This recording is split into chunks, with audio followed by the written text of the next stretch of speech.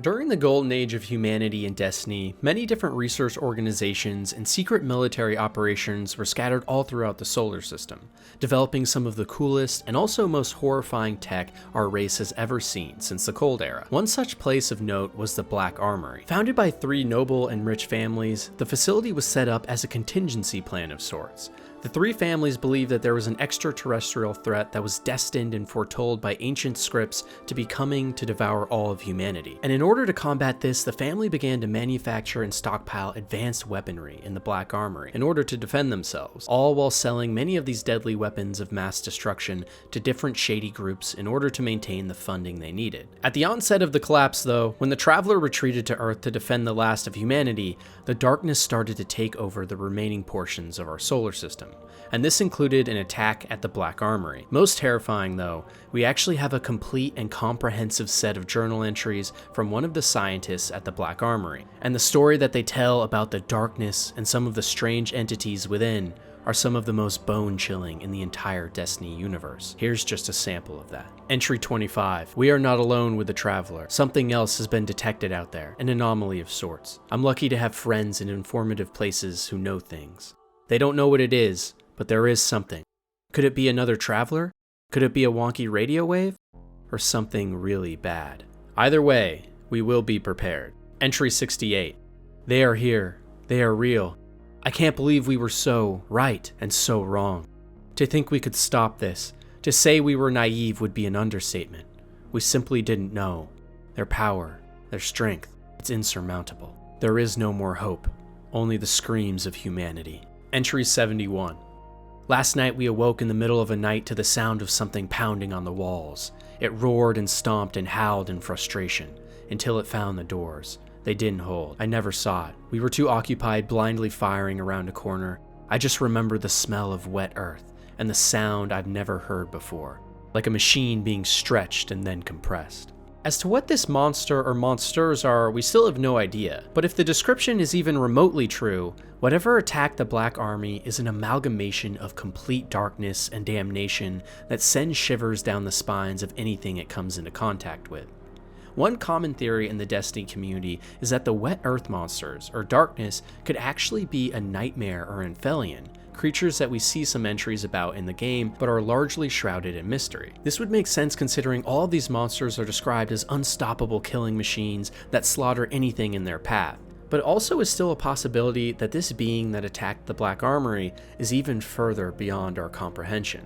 In fact, we even have some old Destiny concept art of a strange monster that we have never seen in game that also fits the description we hear in these journal entries quite well. Either way though, the Black Armory diary entries in general are some of the most fascinating lore in all of Destiny, and I highly recommend you guys check them out if you enjoyed this theory. The Nine, also known as the Aeneid, are one of the biggest and most discussed overarching mysteries in Destiny. For those of you that don't know, the group is actually named after the Aeneid from Egyptian mythology, who were a group of 9 deities that worshipped at the Heliopolis, which was the massive and sprawling ancient Egyptian city said to be the seat of worship for the sun god Ra, who, side note, I loved as a kid. Shout out ancient mythology.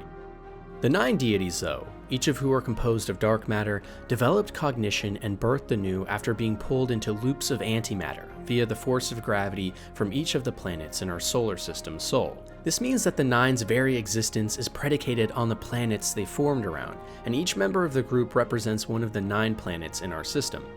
After this formation, the group achieved a sense of omnipotence and immense power that we have only seen in other corporeal beings like the Darkness and the Traveler. As to their main goal though, from what we can tell with communications and lore entries so far, the Nine's main goal is to ensure and sustain their own existence, either by protecting the life they depend on or finding a way to end their reliance on it entirely. And not every member agrees either, as 5 members of the 9 want to find this salvation in the dark or the light, and 4 want to find a completely new avenue by abandoning both. But in the meantime, this mysterious league of strangers is hell-bent on finding a way to preserve themselves, and since they can only interact with the dark matter they are composed of in areas like the otherworldly Jovians, they must use agents and emissaries to impose influence on the world of the living matter in which we live in. We see many examples of this, like the Trials of Osiris or the Trials of the Nine, which allows the group to study Guardians and their powers of the light as they battle for rewards. We also know that originally the Nine were very interested in studying the Ahamkara monsters for their powerful light abilities, before they were all killed off in the Great Hunt, which greatly angered the Nine. Furthermore, we have met beings like the Emissary, who is an agent of the Nine who was previously a Guardian, who was kidnapped and is now being used as a way for the Nine to communicate with living beings, along with other characters like the vendor character Zur. So the real question then becomes, what are the Nine up to right now? And do they have any plans that involve a larger plot with the light and darkness itself? The questions get even weirder when we mix in other lore texts that imply that some of the Nine may actually be Warmind AI systems, while others may be the concept of fluids and eternity itself. One notable lore text from the game reads, "The Nine are survivors of the Cisjovian colonies who made a contract with alien forces to ensure their own survival. The Nine are deep orbit war minds who weathered the collapse and hardened stealth platforms. The Nine are ancient Leviathan intelligences from the seas of Europa or the hydrocarbon pits of Titan. The Nine arrived in a mysterious transmission from the direction of the Corona Borealis supercluster." So maybe the story that we originally accepted of the Nine forming near planets from dark matter is only part of the story, as clearly there is something more going on with their origin. And as to how the Nine will come into play in future Destiny content, there are countless ideas.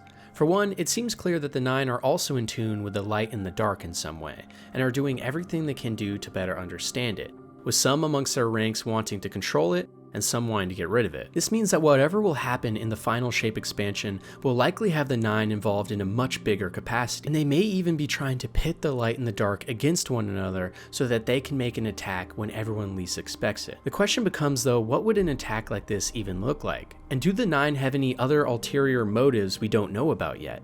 Seeing as they are seemingly all-powerful beings, there must be more at stake than meets the eye. This is only further exacerbated too by the fact that the Nine seemingly have the ability to predict the future, as we have seen in their prophecy dungeon, which includes symbolic representations of future events such as the rise of Aramis or the disappearance of Io, Mars, Mercury, and Titan following the arrival of the Black Fleet. More than anything though, the Nine are a great example of just how deep the Destiny lore goes, and how many all-powerful and omnipotent beings have a say in where this universe is going. During the golden age of humanity in Destiny, many organizations and large groups of researchers formed massive networks for studying with the main goal of progressing humanity forward. We know of many of these like the Clovis Bray facilities, but another huge player at the time, and actually a rival of Clovis Bray himself, was the Ishtar Collective. Founded on the planet of Venus, the collective was known mostly for their academy programs, which were schools full of exceptional children and adults looking to get a better grasp and understanding of the universe. But also, and more importantly, their massive research projects and funding into studying Vex ruins on Venus. The Vex, even to this day, are one of the biggest mysteries in all of Destiny, and the Ishtar Collective had a goal of figuring out how this hive mind of sentient machines actually worked, and what their true motives were. This resulted in projects mapping Vex ruins such as the Vault of Glass, as well as many attempts to figure out Vex speech and thought patterns. The most interesting of all of these missions, though, was a project on a Vex designated as Subject 12. Subject 12 was a live specimen of a Vex operation platform that was discovered, and immediately a research effort was developed around it, which included some of the collective's best scientists like Maya Sundaresh and Dr. Shim. Where it started to get crazy, though, was what these researchers discovered. The Vex was running a local simulation independent of the larger Vex network, of 227 separate instances of this research going on, and this simulation was predicting everything that the collective researchers were doing to a T. Madness started to break out amongst the group as it became clear to the researchers that if one single Vex was able to simulate and predict their reality so perfectly, who was to say that reality itself wasn't a simulation? We even have records of this time of some of the discussions between Sundaresh and some of the other scientists. "Maya, I need your help. I don't know how to fix this."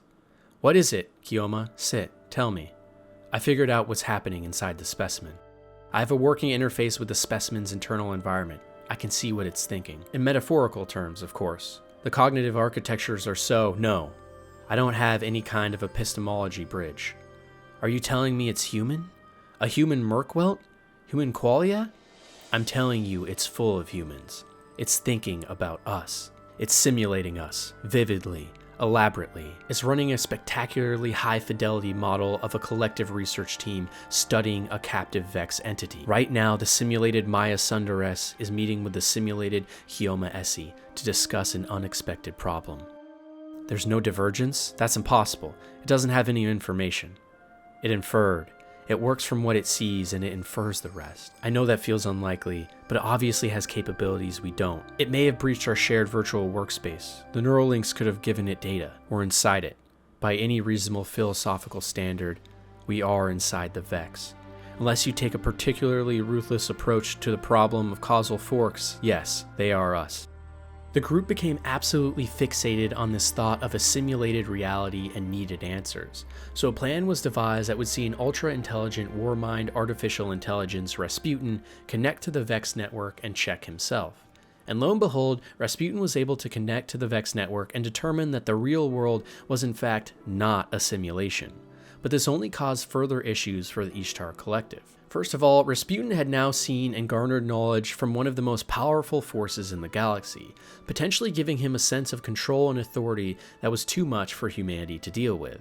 And more immediately, the collective now had a sense of sorrow on their conscience, because while their reality was in fact real, the other 227 simulations were so real that it begged the question of whether it was cruel to let the simulated minds suffer in this Vex unit for all of eternity.